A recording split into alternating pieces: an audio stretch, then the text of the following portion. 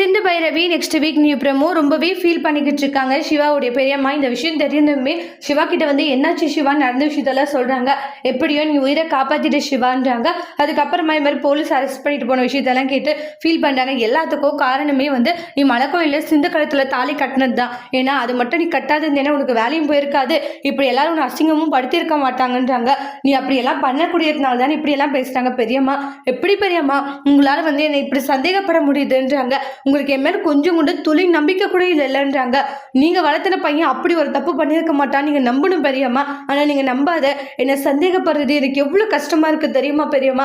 என்னால் அதை தாங்கிக்க கூட முடியல அப்படின்னு ஃபீல் பண்றாங்க.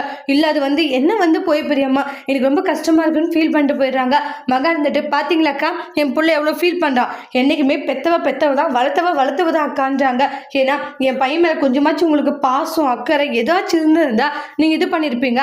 ஆனா அவன் மேல உங்களுக்கு பாசமும் இல்லை அக்கறையே இல்லைன்றாங்க. அவனை இந்த அளவுக்கு பண்றீங்களே, அவன் மனசு எவ்வளவு பாடுபடுது எவ்வளவு கஷ்டப்படுது, நீங்க ஏன் அவனை புரிஞ்சுக்கவே மாட்டேங்கிறீங்கன்னு எனக்கு தெரியலன்னு சொல்லிட்டு ஃபீல் பண்ணிக்கிட்டு இருக்காங்க. இங்க பாரு மகா, என்ன இருந்தாலும் சிவா பண்ண தப்பு இல்லைன்னு சொல்ல வரியா?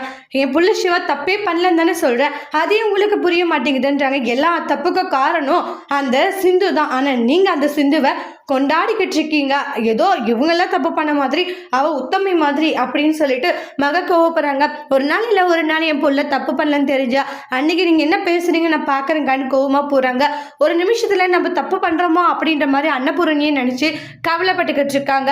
அடுத்தடுத்து வரக்கூடிய பிரமோல என்னதான் நடக்க போது சீக்கிரமாவே வந்து சிந்து மேல தப்பு இருக்குன்னு நிரூபிச்சா சிந்துவுடைய லைஃப் என்ன ஆக போகுது, அன்னபூரணி சிந்துவா என்ன பண்ண போறாங்கன்ட்டு நெக்ஸ்ட் வீடியோல வெயிட் பண்ணி பார்க்கலாம். தேங்க்யூ.